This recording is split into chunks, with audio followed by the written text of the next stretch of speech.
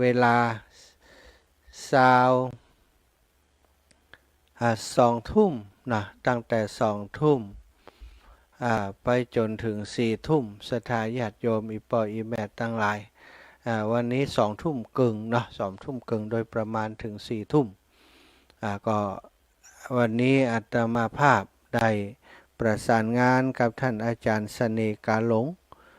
ตุปิต้อมนะหรือว่าท่านพระอธิการเสวตปัญญาวชิโรจะได้มาเข้ารายการด้วยกันในช่วงเวลา21 นาฬิกาถึง22 นาฬิกาก็จะมีรายการว่าวันที่1นะทุกวันที่1ของท่านอาจารย์พระครูสุจินต์นันทกิจเจ้าคณะอำเภอสันติสุขวัดโป่งคำจังหวัดน่านวันที่2ของท่านพระอาจารย์สงวนสุปภาโสพระธาตุบ่อนเวียงบ้านทุ่งโป่งอำเภอเมืองตำบลเมืองปานอำเภอเมืองปานจังหวัดลำปางวันที่3ของทุกเดือนพระอธิการเสวตปัญญาวชิโรวัดบันกิวอำเภอเจ้าห่มจังหวัดลำปางตำบลแม่สุกวัดบันกิวเนาะและวันที่4ท่านพระครูอนุกูลนันทกิจวันพรุ่งนี้วัดหนองบัวอำเภอท่าวังผาจังหวัดน่านผอ.ผู้อำนวยการโรงเรียนพระปริยัติธรรมวัดนิโครธารามอำเภอท่าวังผาจังหวัดน่านแล้ววันที่5ท่านพระครูสุจินต์นันทธรรมก็จังหวัดน่านเหมือนกันวันที่6ก็จะเป็นกลับมาลำปางท่านพระครูอุดมศิริทัศน์วัดศรีภูมิมาอำเภอเมืองจังหวัดลำปางวันที่7ท่านพระครูปริยัติภัทรกิจเปิ่นอยู่วัดสันหกรอำเภอพานจังหวัดเชียงรายอันนี้ก็จะมีพระสงฆ์องค์สังฆเจ้ามาเติมพื้นที่นะเพื่อจะเสาะหาหรือว่าเพื่อจะเปิดโอกาสให้ครูบาอาจารย์ที่เป็นพระธรรมกถึกผู้เชี่ยวชาญชำนาญในศาสนาของพระพุทธศาสนาได้มาจัดรายการด้วยกันในพื้นที่ของคลื่นสีขาวซึ่งออกอากาศครอบคลุมพื้นที่8 จังหวัดภาคเหนือของเฮา28 29 สถานีก็จะเป็นโอกาสที่ศรัทธาญาติโยมอีปออีแม่ทั้งหลายจะได้ฟังครูบาอาจารย์ใหม่ๆพ่องนะเก่าๆพ่องใหม่ๆพ่องสลับซับเปลี่ยนกันถ้าเป็นอาหารก็มีหลากหลายรสชาติว่าอันเนาะวันนี้พบปะกันก็เป็นวันที่3สถาวันพฤหัสบดีที่3เดือนตุลา2567เดือนตุลาก็มาถึง3วันแล้วสถาเหลือแห่ม2เดือนเนาะตุลาพฤศจิกาธันวาก็จะเข้าเป็นปีใหม่แล้วบัดเดียว67ปีหน้าก็68สถาวันเวลามันรวดเร็วถึงแล้วก็บันน่าเชื่อว่ามันเข้ามาถึงเดือนตุลาแล้วนะเข้าพรรษาก็เพราะจะออกพรรษานี้ละสถาคนอื่นจะรู้สึกอย่างใดบ่รู้เนาะแต่อาตมาภาพมีความรู้สึกว่าวันเวลามันเร็วเหลือเกินเนี่ยอย่างพอจะบัดตันขนาดทำงานทุกวันนะงานบางสิ่งบางอย่างก็ยังบัดถึงไหน งานวันเวลามันรวดเร็วนะสถาแล้วก็เข้าเดือนตุลามาตั้งแต่วันที่1มาก็มีเรื่องราวโศกนาฏกรรมเกิดขึ้นนะทำให้สะเทือนจิตสะเทือนใจคนในประเทศไทยคนในบ้านเมืองเฮาตลอดถึงทั่วโลกก็ว่าได้ที่รับทราบข่าวสารโศกนาฏกรรมที่เกิดขึ้นกับลูกหลานเด็กอนุบาลอยู่แต่เด็กป .1 ป .2 ประถมไปแอวทัศนศึกษาก็มีอุบัติเหตุเกิดขึ้นทำให้ต้องเสียชีวิตไปหลายท่านหลายคนถึงเด็กและผู้ใหญ่ถึงคุณครูก็น่าเอ็นดูครอบครัวเปิ้นสถานและน้องๆที่เสียชีวิตไปแล้วก็วันที่2ที่3ก็ซ้ำมีข่าวเรื่องน้ำท่วมท่วมเข้ามาแหมเมาะนะสถานหลายคนเจอไป3รอบแล้วรอบนี้เป็นรอบที่4สถาบันต้องได้ยะอย่างเพียวพัดปัดกวาดกำลังจะได้ขายข้าวขายของกำลังจะเริ่มต้นทำกิจกรรมกำลังจะได้พักวันนี้น้ำเข้ามาแหมสถาอีปอยอีแม่ทั้งหลายคนถึงได้กลับ ถึงกับบอกว่าบ่ไหวแล้วคำว่าบ่ไหวนี่โอ้ศรัทธามันเป็นความรู้สึกนะท้อแท้เนี่ยท้อแท้มา2 รอบแล้วนะรอบที่2รอบที่3โอ้ส่วนครั้งนี้หลายคนบอกว่าบ่ไหวแล้วเหนื่อยเหลือเกินมันซ้ำเติมกันเหลือเกินศรัทธาเฮยบ่ฮู้ไออย่างปล้ำปะเหลือบ้านเมืองของเฮาปัจจุบันนี้มีแต่เรื่องราวที่โอ้ฟังแล้วสลดหดหู่จิตใจผู้ประสบภัยน้ำท่วมก็ซ้ำซากครั้งบ่พอ2 ครั้งบ่พอครั้งที่3บ่พอครั้งที่4เนี่ยมันอย่างล้ำเหลือเนาะปีนี้ปีหนึ่งแต่หนาศรัทธาอีพ่ออีแม่ทั้งหลายถึงมันจะเป็นภัยธรรมชาติก็ตามกูเตือมันก็ครั้งเดียวมันก็แล้วก็แล้วละอันนี้แม่เฮ้ยซ้ำแล้วซ้ำแหมบัดเดี๋ยวนี้ตึงเชียงรายนะตึงเชียงใหม่ตึงลำปางที่ประสบปัญหานักอยู่นี่ เชียงรายก็ตีแม่สายสถานญาติโยมแม่สายนี่โอ้เปิ่นเพียวพัดกำลังจะแล้วน้ำทะลุเข้ามาแหมแล้วนี่จำเป็นจะต้องเคลื่อนย้ายคนเอาเครื่องจักรเครื่องกลออกมาก่อนตอนนี้ก็นำเรือเข้าไปแหมเนี่ยนำเรือเข้าไปช่วยผู้ประสบภัยที่แม่สายที่อำเภอเมืองจังหวัดเชียงรายแล้วก็อำเภอเวียงปะเป้าจังหวัดเชียงรายหลายพื้นที่นะศรัทธาแม่ฟ้าหลวงนางแลเนี่ยหลายที่หลายแห่งที่ประสบภัย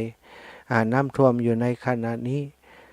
อินดูคนที่เป็นประสบภัยคนเฒ่าคนแก่อีแม่อีปอดทั้งหลายบางคนบ้านช่องห้องหอนี้บ่อยู่ในสภาพที่จะใช้งานได้แล้วเป็นคีเปอร์คีโปงบ่ปอชำรุดสุดโทรมเสียหายไปแหมนักหนาปะปานศรัทธาญาติโยมทั้งหลายบ่ฮู้จะเยียวยากันขนาดใดถึงจะกลับฟื้นคืนมาเหมือนเดิมได้ก็เป็นเรื่องที่น่าเป็นห่วงเนาะโดยเฉพาะสภาพจิตใจของผู้ประสบภัยทั้งหลายจะทนจะยืนยัดไปใดกันแค่ไหนบางคนนี่ก็เป็นโรคซึมเศร้าไปแล้วเจ็บแล้วเจ็บอีกท้อแท้แล้วท้อแท้อีกหมดกำลังแรงใจจำเป็นอย่างยิ่งที่เราจะต้องเป็นกำลังใจให้กันกับผู้ประสบภัยตอนนี้น้ำวังติตังลำปางก็ขึ้นสูงเนอะตะกี้โยมแม่ทิพกาพังอยู่บ้านแรงสีปิดาต้นน้ำของที่ออกจากเขื่อนกิวลมมาเปิ้นบอกว่าเขื่อนปล่อยน้ำแห่มละนะอาจารย์ตอนนี้น้ำขึ้นสูงขนาดคนตั้งใจระวังตัวจิมเนอร์ก็ตั้งใจก็คือไหลลงมาตำบลพิจัยตำบลต้นธงชัยมาถึงตำบลนี่แถวบ้านแถวอำเภอเมืองของเฮานี่นะแถวท่ามาโอนะต้นธงชัยมาท่ามาโอมาจนถึงในเขตของตัวเมืองลำปางแถวเขื่อนยางเนาะสถานแล้วก็ไหลลงไปสายใต้ก็คายอย่างลงไปในพื้นที่เดิมที่น้ำเคยขึ้นสูงถ้าน้ำจางหนุนมาแหมก็คงจะนักทราบว่าน้ำจางก็หนุนด้วยนะสถานก็กลัวกังวลอยู่ว่าพี่น้องนาแสงพี่น้องนาแก้วตะวันออกตะวันตกจะเจอแหมก่อเที่ยวนี้ถ้าขึ้นสูงอย่างนี้นะสถานก็มีโอกาสแล้วคืนนี้ถ้าฝนเติมมาแหมก็คงจะอิดเหนื่อยกันแหมรอบแล้วเนาะแล้วตะกี้ก็ได้รับทราบจากตังปพเตือนภัยแม่น้ำปิงติดตังเชียงใหม่ก็แจ้งมาว่าตอนนี้น้ำปิงก็ขึ้นสูงระดับที่เป็นธงแดงแล้วนะศรัทธาญาติโยมธงแดงก็คือวิกฤตแล้วหลายพื้นที่ที่ตอนนี้น้ำเข้าท่วมแล้วก็ต้องระวังว่าจะขึ้นสูงอย่าคือตำบลช้างคลานตำบลป่าแดดตำบลหายยาตำบลช้างน้อยช้างหม่อยแล้วก็ตำบลวัดเกตตำบลช้างเฟือกตำบลหนองหอยตำบลท่าสาราตำบลฟ้าห้ามตำบลป่าตันตำบลสันผีเสื้อตำบลหนองปลาครั่งแล้วก็ในพื้นที่อำเภอเมืองเนาะในใจกลางแล้วก็ตำบลหนองพึ่งตำบลท่าวังตาลแล้วที่อำเภอสารปี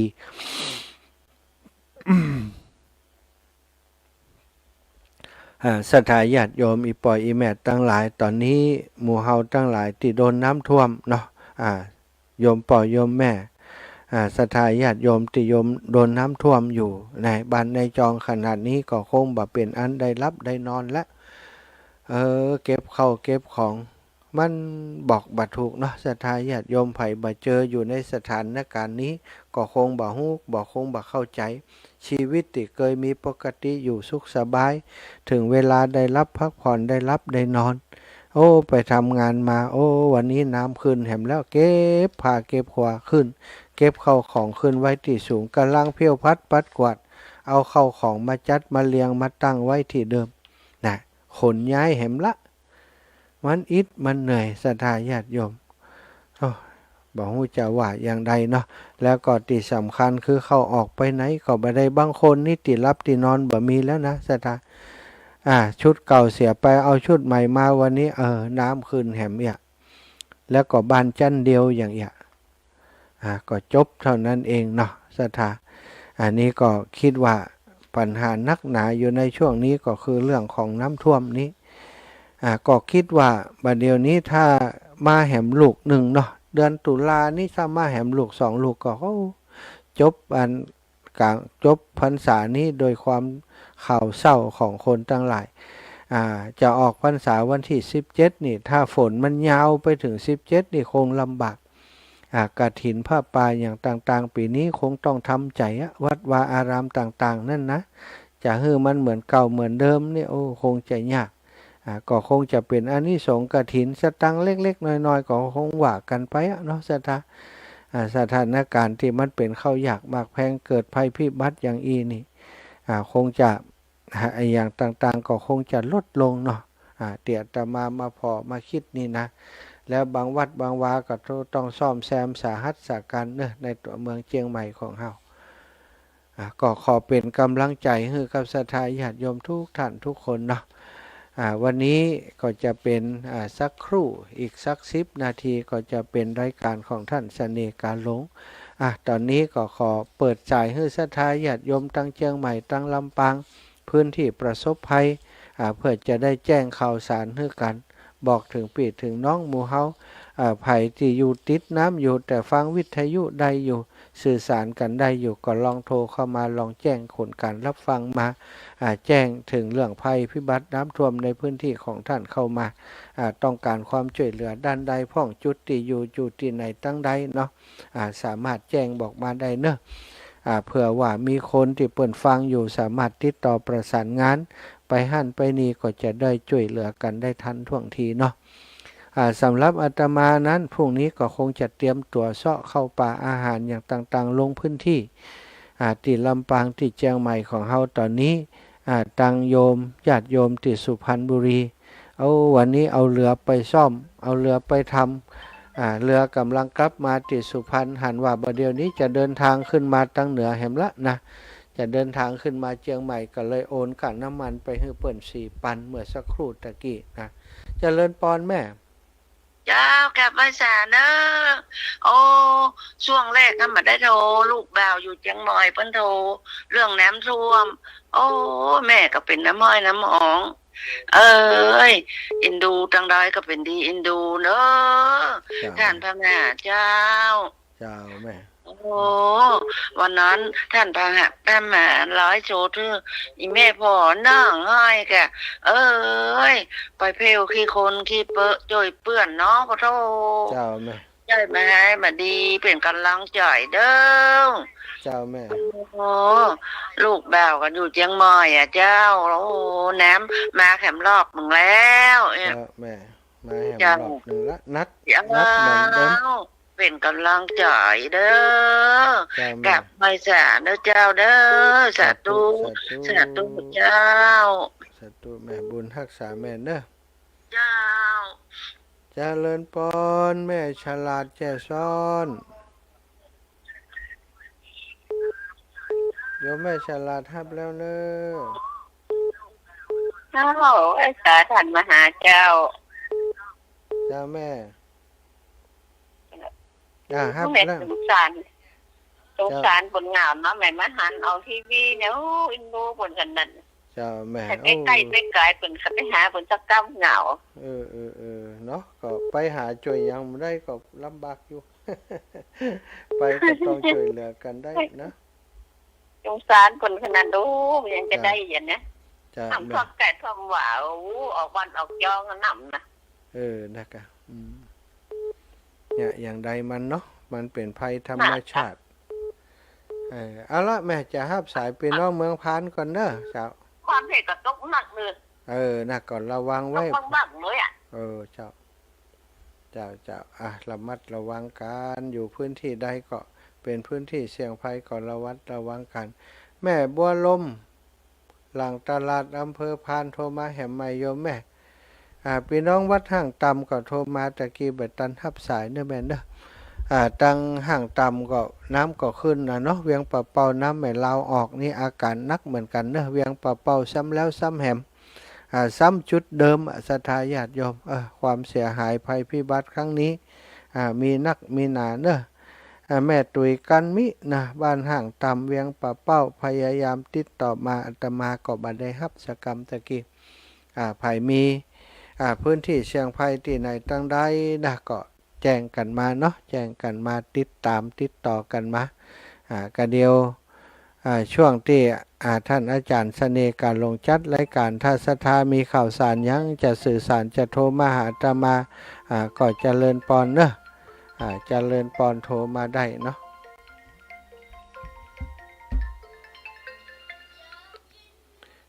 แม่บัวลมลูกเดี๋ยวเตรียมของทันเสน่ห์กันเนอะ21ถึง22จะเกาะของเพิ่น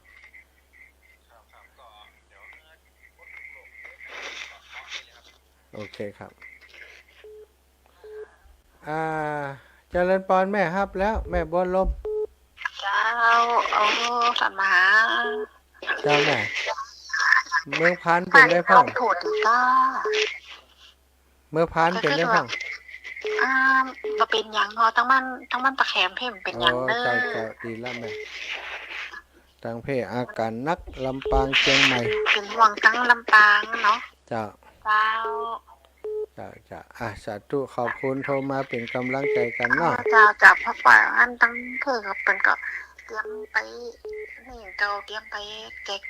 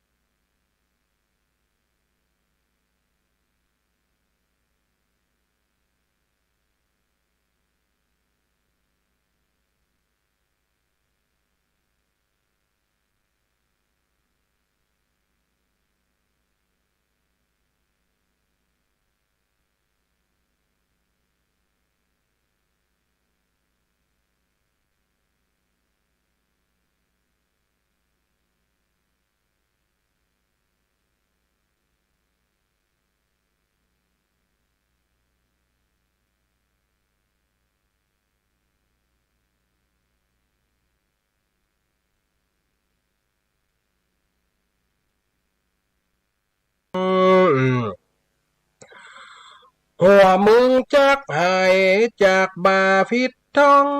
จำเป็นไปในวันนี้กำพร้าบ่าวนายห้อนใจเต้นี้เหงื่อไหลอาบหน้าย้อยกลางอูกับเมียฮักเจ้าเมืองจีทางปีเนี่ยพิษต่างอันใดจากห้องให้ก็ให้สันก็กลัวเปิ้นเขไปละ เนี่ยเรื่องอันใดพิษก็ย่ำหูเหตุหูข้องกับเปียกจะเนี่ยสันได้ใจตกลั่นตองเหมือนตีกองใจตุบตั้งนาลิสาวก็อูบ่ย่างลังบ่มีเหตุสันใดไปเตอะปีไทย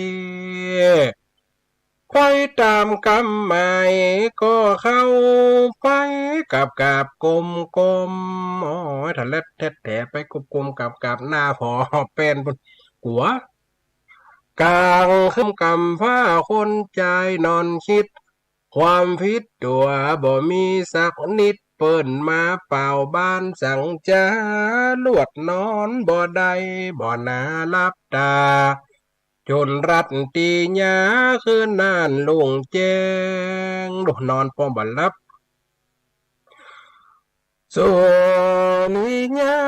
ไข่มาเตรียมแทงตีนฟ้าส่องแยงยำเจ้าก็ได้ไปตามกำแต่เก้าไปสู่เฝ้าเตรียมองค์พญาตนนี้มีความประสงค์ว่ากรรมบรรจงถามกรรมหัดเฮาไอ้คนใจ มึงงามรอบเบาแต่เป็นคนจรต่ำตุกลูกพญาในว่านะจี้หน้าว่าคือเปิ้นได้เมียงามเหมือนมีแก้วมุกบ่สมกะฮือตื้อแก้มกูจะเอานางเป็นกูซาแหนมเคียงข้างนอนเอ็มเป็นกรรมสั่งข้าเหตุกูจะเอาลูกสิ่งซื่อหน้าบ่สมพาญากูเต้าฮือมึงฟ้านั้นกับกูนี่เล่าบ่ผิดแต่เบาเมืองกองไก่เอาไก่พูดโตมาฮบปุ่นปองนี่บ่ผิดแต่บ้านกองเมืองเอาไก่พูดโตมาฮบปุ่นเปลืองต่อหน้าเจ้าเมืองฮือหันตัวลาจนไก่ตีของมึงกับข้าต่อราคากันไว้ไฟแป้ไฟจะได้แต่ไทยยิงนางหนอลานางงานโลกเนี่ยจี้หน้าได้เปิ้นเฮ้ย ไอ้กำพร้ามึงมานี่ได้เมียงามคะกูจะรู้เอาต่อหน้ากับผสมกากูเป็นพญาบัดเดียวเนี่ยแน่จริงเอาไก่มาจนไก่กันบ่เอามาจนไก่กูต่างคนต่างแป้เสียคนละอย่างกูจะเสียเมืองมึงเกิงถ้ามึงแป้กูมึงก้านกูมึงเอาเมียมึงมาให้กูได้ก็บ่ได้เจ้านี่ตามรักเป็นคนอื่นจะคัดขืนนะทำใจเจ้าพญานะโอ้ของจะอิ่มจะดีมาต่อมาลงเมียเนี่ยของใครของมันดอกมันจะซัดจะสิงแล้วจะมาคืนมาขายมายกกันเฮ้อบ่ได้เป็นไปบ่ได้ เจ้ากับเจ้าจะเนาะมุดมิดเนี่ยกับกุมนารับตาจะเปิ่นเป็นเจ้าพญาเปิ่นสร้างค่ากระตายได้น่ะเปิ่นสั่งไปไหนกับไว้เขาหูกับเขาขึ้นดอยกับขึ้นขึ้นจิกคมมีดก็จำเป็นขึ้นอันนี้เขี่ยเอาไก่มาต่อรองลูกพญาปันเท่านั้นไว้น่ะอีปล่อยแม่ฟังต่อไปพญานี่เป็นคนจะได้ยิงนางนอลานางงาเจ้าได้ยินแล้วห้อนเผาเลือดตาเนี่ยสันได้จ้าถึงสู่บอดได้ได้ฟังคำลวดนาบีให้เหมือนตีกองไฟเอาลุกเฮาเป็นคนจนหัวมนกนสุกนี่เปิ้นสู่คนสุขจักสู่เปิ้นได้สันได้มาหอดบ้านแล้วมีแต่ทุกข์ใจ มีแต่ตุกใจบอกจะได้มีแต่จะให้บ่ลังจักเสียเมียงามของอายกะวนกะวายแต่เรามาอูเมียให้ตัวอูตัวกำพร้าเบานายตานใจเตือกเต้าลวดบ่อยากเข้าตอนแลงนางงาน้องจันก็มาแอบแฝงเป้าอูบัวแป้งบ่ต้องโศกเศร้าเรื่องนี้จะเฮยพญาตันเจ้าจะหูพานันต่อตา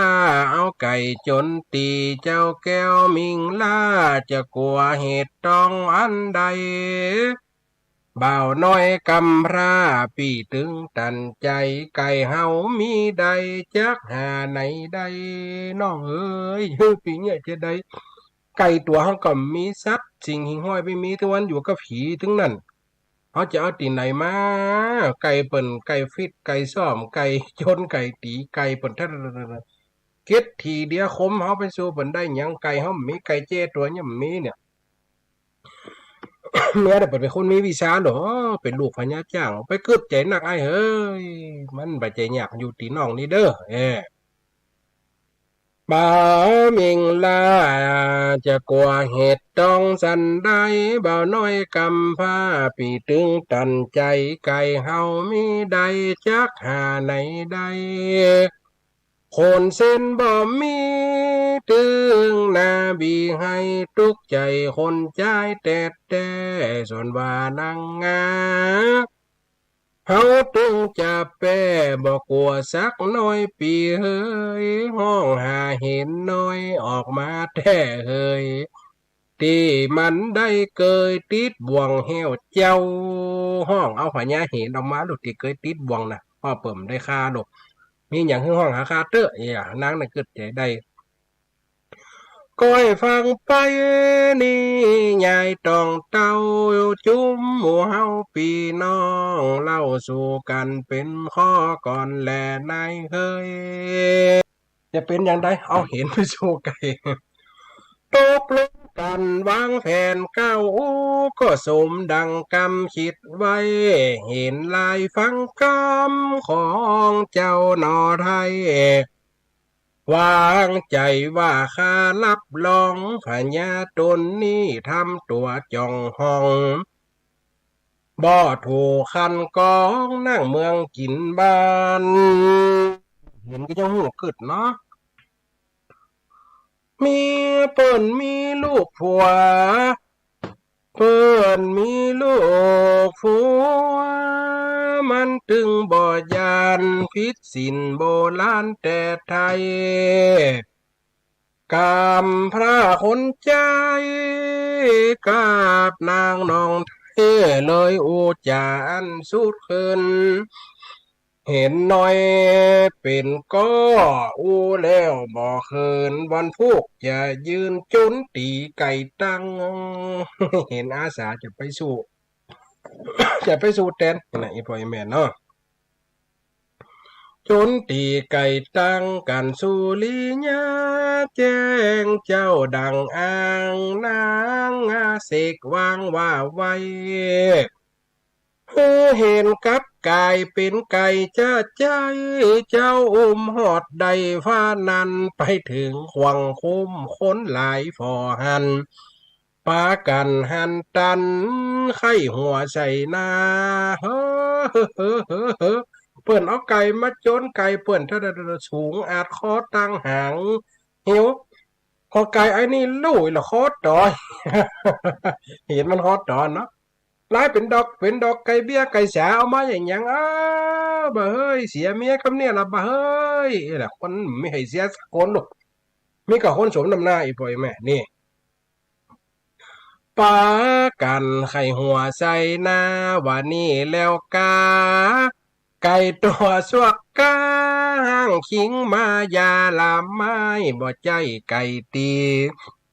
หันให้ดูให้พอยังแม่ไก่ลงหางปากมุนตีนสัน หน้าในหน้าจางเดือคมบางมุ่มไปมุ่มบ่อไปตูคนตั้งหลายไข่หัวจื่นสู้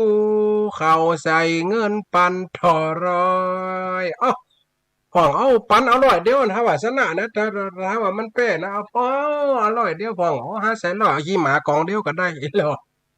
ถ้าว่าแป้นะหาขี้หมาเมียบ้านก็ได้เหรอ เอาใส่เงินปันต่อร้อยได้เวลามาจวนบ่าวน้อยก็ปล่อยลงสู่สังเวียนเอาละบอกให้เห็นลายดังฟ้อยบ่กินข้าวเปลี่ยนไม้สู่เจียนเจียนตบปีกขันตังเข้าซับขบคอไก่ต่อว่าอัน โหกันสนันสตานยอละบ่เฮไก่พาญาลบหลีกไปก้านขนฟุ้งสะบันเลือดน้องเห็นลายคบลากบอดตองน้ำสองตายเฮียตายกองเฮียดินบอดดวงบอดดินปากกับดินเลียดเฟ้อเนื้อไอเท่า พาญาอูกำว่าเป็นกำปินดูมาตัดสัจจาแหลกเก่ากุ้มย้อมเอเหรอที่แรกว่าไหนว่าคนได้แป้งคนได้ก้านตามกันปันเท่านั้นสุดท้ายมาย้อมเนี่ยเนี่ยใจรอหน้าด้านขะได้เมียเปิ่นขึ้นจี้หน้าว่ากุ้มย้อมวันนี้กุ้มย้อมเนี่ย เป็นกำปินตาบัดสัจจาแหลกเก่ากูบ่ยอมคือวันพุงเจ้าเอาควายต่อเข้าจุนดันไก่กูเป้ไก่กูก้านมันผูกเอาควายมาบ่ะนี่เป็นคำสั่งกูจีสั่งการจุนไก่ต่อลันบ่ปอเต่าอีถ้ากูก้านมึง เต้นเมืองแห่งนี้จะยกได้ปั่นไว้ถ้ามึงแป๊กกูจะเอาดองไทยเมียรวมข้างมึงมาพญาตนนี้ใจบาปฮึกนาสัจจะว่าจะพิษแต่จัดได้เนี่ยแป้ลำย้อมแป้ กำพร้าใจเดียวปอกบานใจอูจาบรรยายแต่เก้าฮือเมียมิ่งขวัญนางงานันเล่าเป็นเปื่อนเจ้าอาธรรมวันหกนี้เปิ้นสั่งครับจำเอาควายดำเข้าจนต่อสู้นางงาเมียสาวฟังกำผัวอูถอดธรรมมาลงแวนน้อยอธิษฐานโดยกรรมเรียบร้อยเฮือผัวแห่งเจ้านั่นกาทุกเวนออกอยู่มาอธิษฐานข้าได้เทวดาสวรรค์ขออธิษฐานขอบุญญาปรมีแห่งป่อพญาจ่างช่วยกำลูกกำเตอะทรงสัตว์ตัวติจะมาเป็นตัวแปะควายเจ้าพญามาเฮือติมเนอร์เฮือผัวแห่งเจ้านั่นจ้าเจ้าก็ลันนึกสวดเล่ากัตถาพยักพยักโคยังเสียคงเท่าที่เคยจนช่วยเหลือ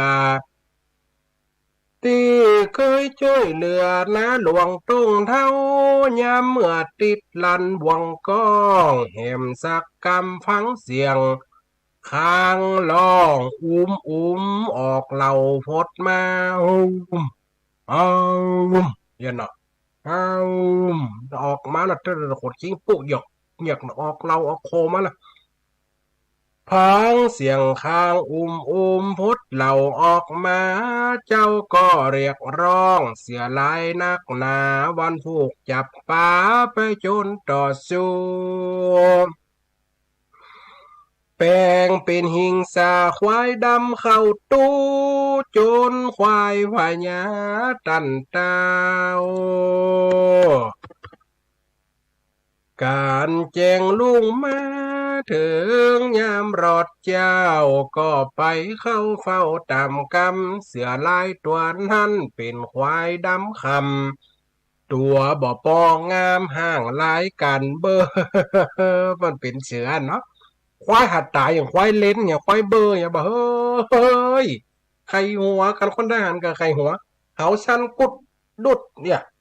ควายหัดตายยังอีกเนาะตัวบ่ปองามห้างลายกันเบอร์ไข่คนหันไข่หัวตีมาพอเงอว่าแป้แต่เนอควายนี้เขาสั้นห่างเหี่ยวต่ำตันขี้ตี้ควายเล่นบอกเคยหันมาจะอีแต่ให้หมอกแมวกลับมาหมดปัญญาถึงสู่บ่อใดคนตั้งหลายว่ากรรมแสบไม่เล่าบรรยายเล่าขานควายห้างเสือบอกกลัวสัตว์ต้านนี่ควายห่างเสือบอกกลัวสัตว์ต้านนะพ่อเป็นควายวิเศษโลกเป็นเสือโลกบอกกลัวสัตว์ต้านหกเข้าสะบันเอาละบ่เอาจนหกเข้าสะบันกัดคอควายพญาเต้าตายเหี้ยงอกกอบ่ทันได้ยอเขาคิดสักหน่อยเลือดแดงไหลเป็นตางเป็นถ้อยขาวเต็มสนามขวังโคมเอ้ยเหม็นข้าวเลือดควายดอกชดจัดคนก็หกไปพอกันลุ่มว่ามันมีดีสังจาไอ้กำพร้ามันเก่งเหลือตาเจ้าพญาบ่ยอมดังอันเต้าหมอนี่ก็พอมันบ่เลี้ยวบ่หายบ่ยอมบ่ไก่ก้านคนก้านบ่เดียวนี่ควายก้านกูกำก้านนี่บัดนี้ใบมันดิงอ่ะคนเฮามีสัจจะนี่ความไขได้ขี้โลภขี้อ้ำแนะนำมีศีลมีธรรมประจำใจอีป้อยแม่ฟังพอละมันดีก็ตัวขันมาเอาลูกซิงเอาเมียเปิ่นลูกซิงเอาเมียเปิ่นแล้วสุดท้ายตัวก็มาสร้างเหตุสร้างปัจจัยให้เปิ่นครอบครัวเปิ่นแตกแยกวุ่นวายจะดีก่อนเนี่ยคนเฮาบ่มีศีลธรรมประจำใจบ่ยอมดังอันนะบอกเอาจ้างมาจนกันแหมตังโลจนจ้างแหมนะบ่ยอมปงวางไงซ้ำจิตมันใจมันใครได้เจนล้ามเมียมิ่งแก้วคนใจบ่ฮู้สินนึกละอายแก่ใจสั่งกำไปเอาจ้างจนสู่เจ้าก็ตามกรรมบ่ได้ลิงลูขอราชสีป่าไม้ที่เคยช่วยเหลือหนหลังเก่าไว้เป็นจ้างกางางอนสิงหะเจ้าป่าแปลงร่างแหมตอนเป็นกุญจรตัวจ้างตัวเองอ้างเอาไปจนกันจ้างสารสาบันกับพญามันตำจ้าปุ่นกุมสันนามคืนบนเมฆผ้าซัดใหญ่ต่อหน้าจุนดันตะเรงงาฟัดกันกุบกับนี่ต่อหน้าจนดันพอหาคนก็ปอบ่หันต่างตัวตกมันยันหน้าต่อสู้จ้างพญาเสียงดังอุดอู้แป้แก่สิงหะเต่าลมตายเฮียสนามหมุกลงกลมงมพญาหน้าถอดยินไอสามครั้งแล้วสู้ตึงบ่ไหวบ่ยอมมันบ่ยอมในกติกาตังขอจบข้าวสารเอาไว้เป็นบังย่างไว้เต่าอีฟังไปก่อนและนายเฮ้ยย่ำจบแต่นายปล่อยแม่นี่ตอน1ตอน2อยู่นี่จะไปตอน3ให้ฟังแฮมเนาะเพราะว่าเมินเฮาป้ากันเตื้ออย่างอู้อย่างกำเนี่ย นี่คือคนเขาบ่มีศีลธรรมบ่มีสิ่งที่งดงามประจำใจเป็นเจ้าพญาเป็นผู้ที่สูงศักดิ์เป็นคนที่มีอำนาจอยู่ในมือแต่เจ้อำนาจในทางที่ชั่วเนี่ยคนเฮาศีลธรรมไม่มีว่าเป็นเจ้าพญาต้องปกครองโดยทศพิธราชธรรมแต้มใจมาครับขนาดเหตุจำหรือจะมาหลู่ซิงเอาครับคนธรรมดาสามัญคนตาสีตาสาจะเอาเมียเปิ่นไปเป็นเมียตัวมันไปสมควรจะได้เนาะพอมีศีลธรรมขนาดจนสัตว์ก้านแล้วบ่อู้ตามกามจะยกเมืองกำยกสุดท้ายมาขี่อันนั้นมาจนอันนี้มาจนอีปล่อยแม่ลองฟังกันไปเหรอเนาะลองฟังกันไปหน่อยแหมน้อยหน่อยแหมสักตอนหน่อยได้แม่ฟังโทรมาเด้อโยมแม่บรรณาแจ้เดี๋ยวอ่านวางสายก้อนอยู่เอาอันเดี๋ยวเปิ่นกับใครฟังกันนั่งม่วน ตอนที่7นะตอนที่ 7นะแหมน้อยตอนที่7นี่บ่ยาวตอนที่7เล่าไปเดี๋ยวจะเปิดโอกาสให้โทนเนาะบทที่7บ่เสร็จเหมือนแล้วนอกำผ้านอเกี้ยวต่อตาสู่จนหบซัดจนแปรหลายข้างหลายหนเจ้าเมืองผู้คนก็หันต่อหน้าพญาธรรมเอาเปรียบนอนลาพิษกติกาว่าไว้จนไก่จนควายกำร่าหนอไทยเอาแป้จุนได้ทุกทีบ่เจ้าแต่นั้นหนอเจ้าสาลี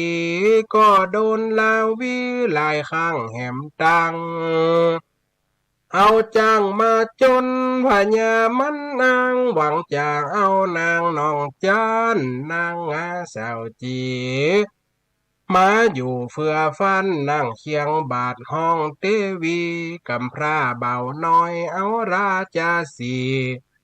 แปลงกายวังคีเป็นจ้างเอกอ้างจนจ้างพญาตกเหียกัดดังลวดตายกลางตางตีหบมันบ่นำใจเจ้าพิษสาลบสั่งกรรมเป็นถอยแฝงในเฮ้อมึงกินจ้างโลกเอาแล้วจ้างคนตายขี้เฮ้อกินจ้างเฮ้อมึงกินจ้างของกูที่ตายอย่าเลยไป3 วันล่วงคามตู้มันยำดีใบมดีเงาผู้หานี่จ้างตัวมเล็กมเล่นจะให้กิน3 วันเฮือเสียงถ้าไปวาดเด้ออ๋ออีปล่อยแม่มเลี้ยเฮาปลาทูนะโอ้ตำซื่อนะปลาทูตัวเดียวนะฟดได้2 คาบเจ้ากินเฟิก ตอนนั้นได้แหมขาบอ๋อถ้าเราไก่ต้มตัวในกุ้มเป็นวัน 2 วันเนี่ยเคกินจ้างตัวทั้งหมด3 วันดูมันอย่าคนดีใบมันดีเงาคนจะอีก็มีเนี่ย คนบ่ซื่อบ่ใสมีในสังคมเจ้าพิษสารลบสั่งกรรมเป็นถ้อยแฝงนายเฮ้อมึงกินจ้างของกูตีตายห่อนไม่กำร่าบ่าวนายหนอพระเลยกึดหาหุ่งเท่าบอนละตีลักกินเข้าเดิมอ่อนกึดถึงพญาหุ่งที่มันลักกินเข้าหุ่งเท่าหูแล้วยังกาติกาเจตนากำร่านอนเนาถ้าแรงเป็ดเป็นมนุษย์หล่อเบาอันเลิกผิวบันวันนาชิงละไม้เข้ามากินจ้างพญาเต่าไทยโจรหมดตันนาได้ตันควันดูกกลางบ่อข้างหุ่งเท่ากินสันสร้างรูปป่าฟันเป็นเจ้าหนอน้อยอ๋อหุ่งเท่าแถลงเป็นมาเป็นเจ้ากำผ้าเนาะแถลงมาเป็นเหมือนเปียบเลยมากิน เจ้าหนอน้อยสร้างความเจ็บใจผาญาสั่งถอยบ่ปุงวางไปเต่านั้นสร้างเฮือกำผ้าหนอลาเจียงจันแข่งเหือลำกาสับเป่าดูมันน่าตึงบ่อนละใครได้เมียเขาคิดแต่จะเอาจนเป็นจนได้ส่วนบ่าวเด็กใจไว้นาคต่ำใจคือหาพญานาคตนตีมาติดบ่วงเนาะหักษาบาดาลเปิ้นน้ำขอเฮอจ่วยตัว นอเจ้าบุญกรรมแปลงเป็นเหลือข้ามสะเปาถึงวันฝุ่งนี้ เจ้าอินลงเหล่าก็ไปสู่เล่านาทีน้ำกว้างเสนาทหารผ่าญาอยู่สังพี่ไฟเหือเป็นลอยตกปั่นซาเป้าของเจ้านอนน้อยมีกาตัวเจ้าคนเดียวอ้อยกาเฮียเปิดในเงาคนหนังในที่ร้อยคนช่วยกันฟ้าเฮียเสนาอามาตย์ร้อยคนแต่เจ้าหนาวเฮียกล้ำเดียวตัวคนเดียวนั่งอันไว้น้ำไฟน้ำเจมจะไปสู้เปิ่นได้หยังเปิ่นผีไฟเปิ่นเป็นร้อยก็ได้ขอดลบันดาลผายันน่ะเนาะ เจ้าหนออันใจเดียวหนักน้ำเป็นเหือตัวเงาเป็นเกลียวตาเขียวดูดันนาดีสวกกาเหือเจ้าพาเนื้อปุ้งออกน้ำนากลางตรงหน้าแม่น้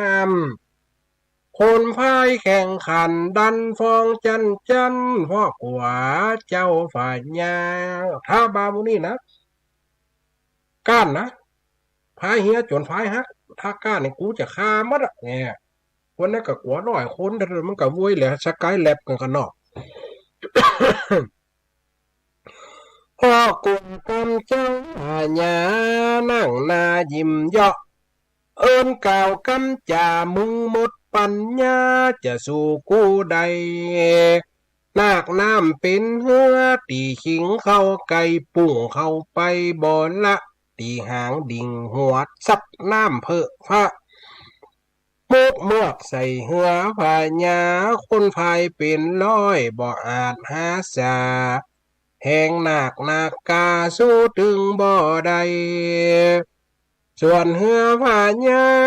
ปีนลงลำความปีนความลงไตแตกลำไปกลางน้ำนั่นแหนสะใจอ่ะคนป้ายตายวิทนาดน้ำต้มตั้มต่างคนต่างวายหาหิมพญาใจบาปตึงตีปัดสิมบ่มีไฟเลยจะช่วยไว้ได้ลวดตายโหงจมลงปื้นไตกลางฟองสุนตีนั้นคนตั้งหลายฟอได้สัตตานจบสิ้นกันอันพาญาลวดเป็นอาหารเนือกน้ำปูปลาพอความกามาพี่ทำสินคอบาปกรรมตัวมาปั้น8 ปอเสียงกรรมวาจีมวยมังจิตถอดจากกายไปตีดเคลื่อนข้างเป็นผีเฝ้าน้ำวังเย็นโคมันยังตายเลยย่ำโป้นเดี๋ยวนะอีปอยแม่มันจะจบนะมีเป็น10 ตอนเนี่ยอันนี้ตอนที่7อยู่นะ10 ปลาย14 15บนก็มันติดใจมักนางงาคนเป็นจะเอากรรมเว้นเป็นเมียจนใดเลยลวดตายสู่ปืนหลุมไตสิ้นพิลาไลมวยมั่งกำพร้าเด็กใจก็ปิกตูบล่างอยู่กับนอนเน่านาลีนางงาเมียฮัก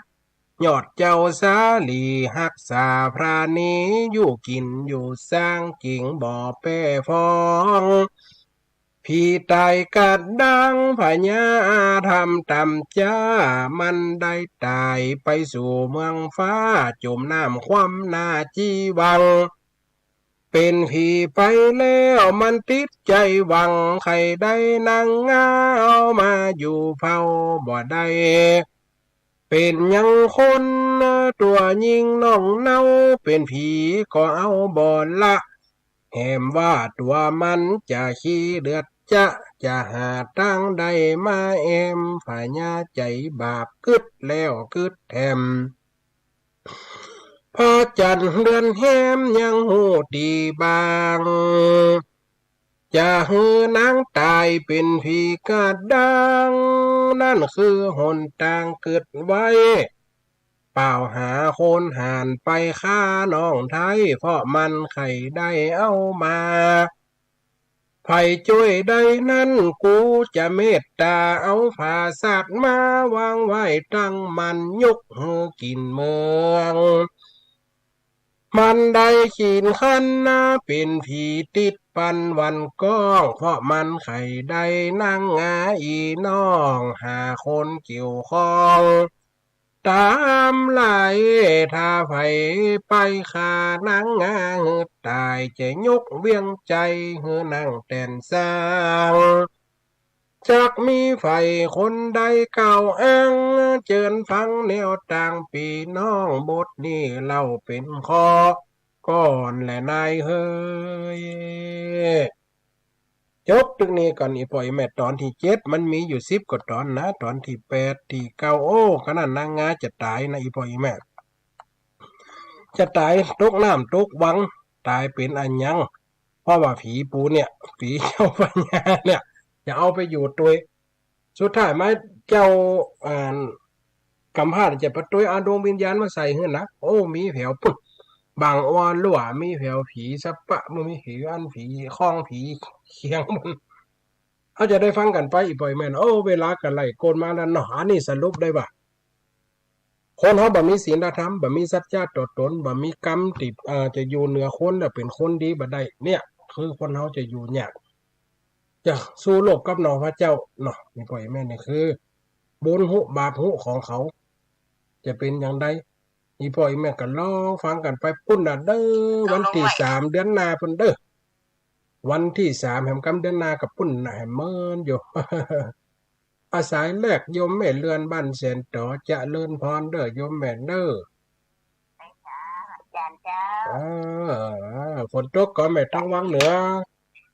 มันนี่บัดตกเจ้าฝนตกก็ อันนี้ท่วมไปแล้วรอบอ่ะต้องลมแสดงความเสียใจด้วยเนอะมันถึงท่วมเจ้าแล้วแม่อยู่ไกลน้ำแม่เป็นอย่างเจ้าอันนี้กับไก่กับมันน้ำมันลูกดอยเจ้าสาธุเลยไก่น้ำไก่ดอยเนาะน่ะชัดเจนนี่นะแม่นะวันนี้นะวันนี้ชัดเจนนี่นะวันนี้นะใจอาจารย์เนอะสาธุเนอะเจ้าคนอยู่นี่ยุกเนอะสาธุจะเลินพรเนอะลดไปเหี่ยวผมมาใหม่เนอะโทรจากทางใดอาซิกเลตติ้งนะฟังจากทางใดฟองอย่างวัดใดน้ำท่วมฟองก็ว่าบัดใดฟังนะสาธุจะเลินพรเนอะโอ้ไหว้สาเจ้าสาธุโยมแม่สาธุเนอะเจ้าอันนี้แม่คำมูลมันสุรีนะเจ้าโยมแม่คำมูลมันสุรีคำมูลเก่งซ้อเจ้าคำมูลบ่มมิดวันนั้นหันจะซ่อนกับจะเอาไปหาคำตันนะเจ้าตันกำล่ะตันหันอาจารย์จะกำป้ากันซักเขาหน่อยเนาะคนป้ากันสีโดนมูลกันออกไปอยู่ก้าเจ้าวันนั้นมาซ้อนงานอันนี้เลยเจ้าไว้หลวงน่ะตันจังหันสุรีนะสาธุนานเนี่ยนั่นเจ้าสาธุได้ยมแม่เนอะเจ้าไหว้สาเจ้าอันนี้ยมแม่คำมูลบ้านสุรีนี่ฟังกันตั้งใดของหน่อยบ่อยแม่เนาะฝนซ้ำน้ำท่วมฝนตกกัน2นี่นะฝนตกน้ำท่วมกันอยากจะได้ก็เป็นกำลังใจให้กันไปนะกำลังใจกันไปมันอุทกภัยเนาะว่าจังได้กำเป็นเป็นก่อนอยู่เนาะเนี่ยคือว่าความเป็นอยู่คนเขาก็จะลำบากความทุกข์ยากคนเขาก็จะบังเกิดหอดเชียงหายเป็นท่วมเลี้ยวท่วมแหมส้วมเป็น4หลอบ5หลอบดินเก่าคนเสี่ยงกำแต่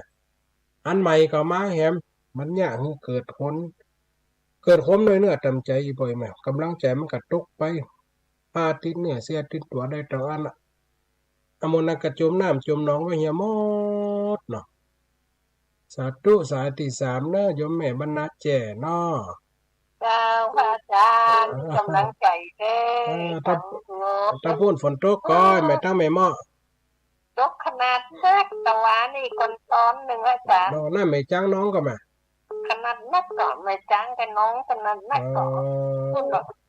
จะไปคอนใจพูดนอนไปท่วมต้องพูดนะแกโอ้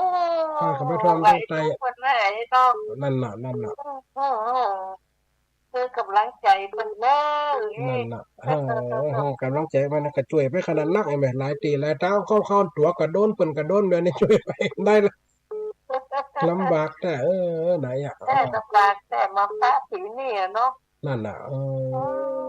อาจารย์ นั่นน่ะ แต่จะได้ให้มันคอนคลายไปให้พอ นั่นน่ะที่กับไฟไหม้น่ะที่กับน้ำน้อง ไม่ก็จะฮดหูใจหมดน้อง นั่นน่ะกะ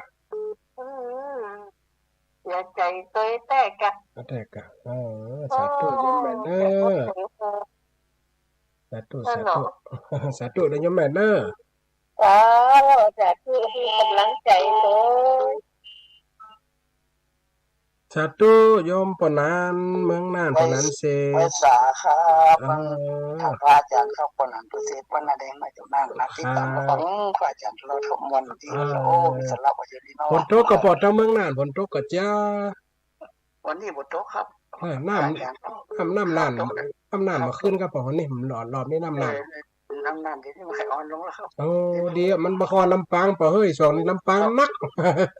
ครับลำปางเนี่ยกับอันเนี่ยสายเนาะ นั่นน่ะ เราเนาะครับอาจารย์ครับ นั่นเนาะสาธุเด้ออยู่ดีสบายอยู่ก่อนเด้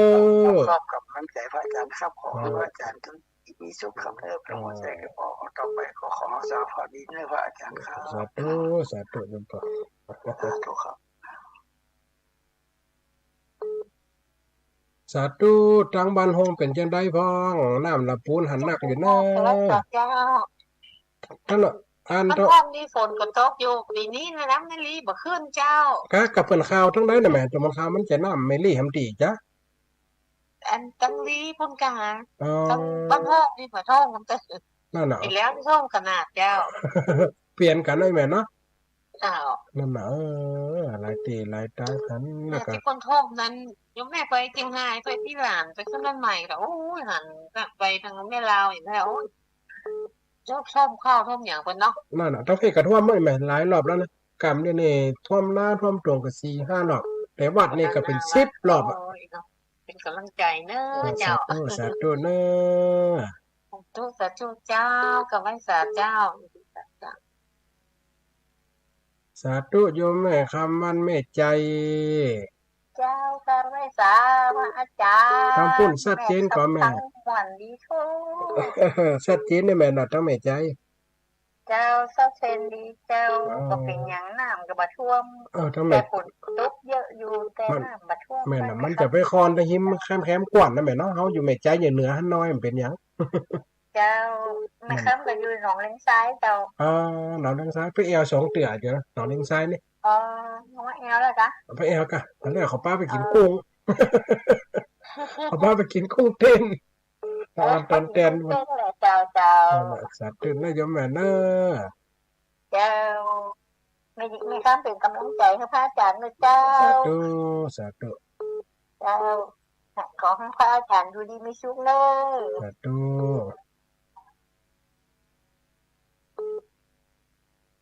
สาธุโยมแม่ยายพรลงบัวแดง พระอาจารย์พระอาจารย์ สาธุน้ำมาถึงใกล้แม่ทั้งแพทย์ทางแป้งนี่น้ำมาขึ้นเนาะ ถ้าท่องแข่งกับแกนี่เป็นมีอยู่อ่ะ กับพังจืดและสันนี่เนาะสันนี่เลยจะสูงอยู่ถ้ามูลทั้งในเวียงนู่นก็ถึงท่วมแม่เนาะกูปีเนาะมันก็ลำบาก ท่วมมาจังเลยอ่ะจัง ตั้งกี่โฮมกับหลายหลบเลยแม่ เจอห้องบอกว่า หลายหลบวัดนี่ซ้ำให้อ่ะโตสัตว์ตัวนั่นแม่เนอะเวลาจะมดเวลาพอดีไหนโยมแม่นะนี่มันจะตัดคนเดียวน่ะเนอะ เจ้าอาจารย์หมดเวลาแล้วคนฟังรายการขอส่งสัญญาณอุจจาระปอนพอนาฬิกาไหลมาดิ่งค้อนสุดทางลาจรนะปบวันนี้ลาไปเดือนหน้าข่อยโคบบรรจุได้เวลาวันที่3เฮาจะมาปะกันแฮมนะถึงเวลาจะได้มาโอ้เจริญพรนอนสบาย อยู่ดีมีสุขกันเนออีพ่ออีแม่เนอคำคืนราตรีแห่งความสุขนอนหือรับให้สนิทอย่าไปคิดในสิ่งที่อยากให้จิตใจห่อเหี่ยวจงเป็นสิ่งเดียวก็คือพระพุทธพระธรรมพระสงฆ์เนอเจริญพร